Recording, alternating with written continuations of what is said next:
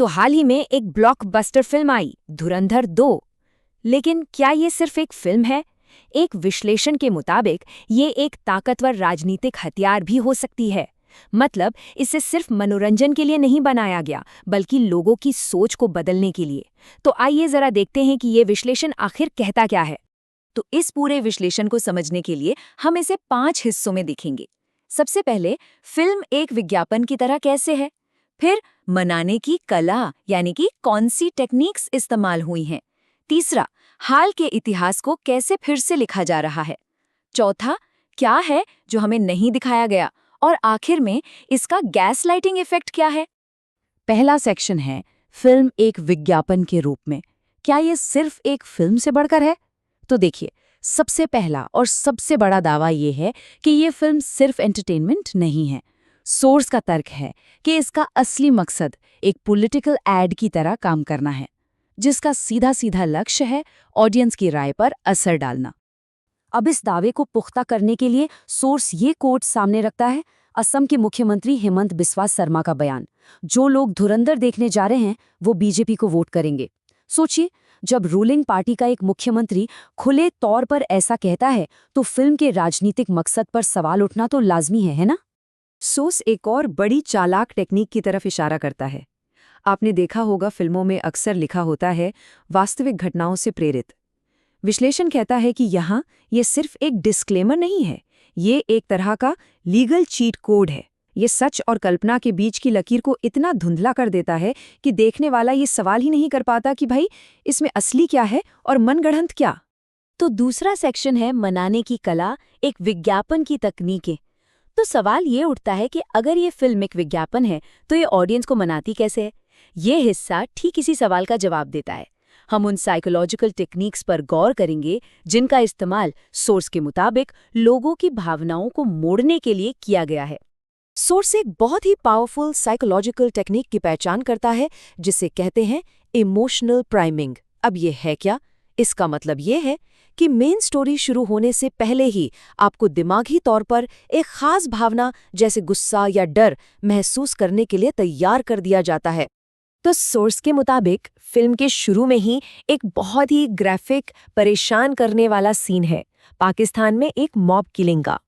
और मजे की बात यह है कि इस सीन का मेन कहानी से कोई लेना देना नहीं है। इसका विश्लेषण के अनुसार सिर्फ एक ही मकसद है, ऑडियंस के अंदर गुस्सा भरना, ताकि उसके बाद जो भी नैरेटिव परोसा जाए उसे वो आसानी से मान ले। एक और कमाल की टेक्निक देखिए, दुश्मन से ही हीरो की तारीफ करवाना। फिल्म में दाऊद इब्राहिम का किरदार कहता है, जब से ये चाय वाला आया है हमारे लोगों में डर बढ़ गया है। अब सोर्स का तर्क ये है कि जब कहानी का विलन खुद हीरो की ताकत मान ले तो ऑडियंस के मन में तो शक की कोई गुंजाइश ही नहीं बचती, है ना। और सोर्स इस बात को समझाने के लिए एक बड़ा मजेदार उदाहरण देता है। सोचिए, अगर थैनोस ये कहने लगे कि स्पाइडरमैन को देखकर उसके हाथ कांपते हैं। सुनने में कितना अजीब लगता है ना। लेकिन ये टेक्निक उतनी ही असरदार होती है जब सबसे बड़ा विलन भी हीरो से डरने लगे, तो देखने वाला तो हीरो को सुपर पावरफुल मान ही लेगा।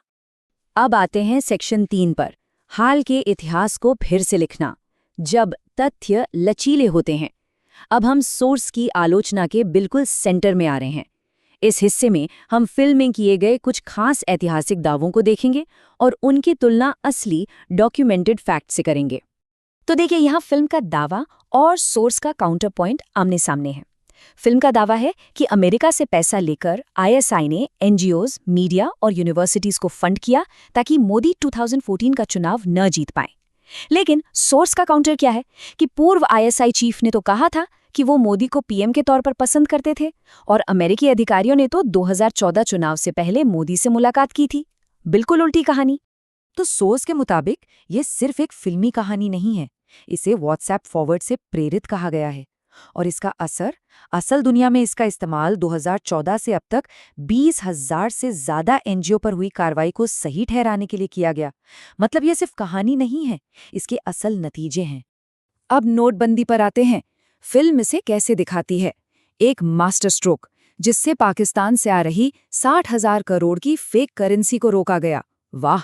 लेकिन सोर्स आरबीआई का डाटा सामने रखता है, और डाटा क्या कहता है कि इस पूरी एक्सरसाइज के बाद सिर्फ 43 करोड़ रुपए की नकली करेंसी मिली।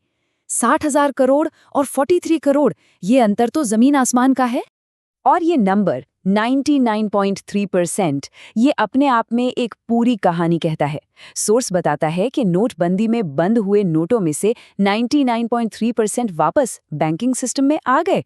अब अगर मकसद काला धन खत्म करना था, तो ये आंकड़ा उस मकसद पर ही एक बहुत बड़ा सवालिया निशान लगाता है, जैसा कि सोर्स का तर्क है। चौथा सेक्शन, जो नहीं दिखाया गया, यानी चूक की कहानी।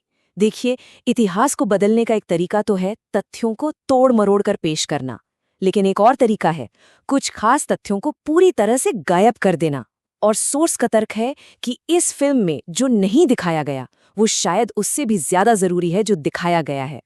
ये टाइमलाइन उन घटनाओं की है जिन्हें सोर्स के मुताबिक फिल्म से जानबूझकर हटा दिया गया, जैसे 25 दिसंबर 2015 को पीएम मोदी का पाकिस्तान का सरप्राइज दौरा, और उसके कुछ ही दिन बाद 2 जनवरी 2016 को पठानकोट एयरफोर्स बेस पर हमला, फिर फरवरी 2019 का पुलवामा हमला, जिसके बारे में कहा जाता है कि 11 इंटेलिजेंस वार्निंग्स पहले से थीं।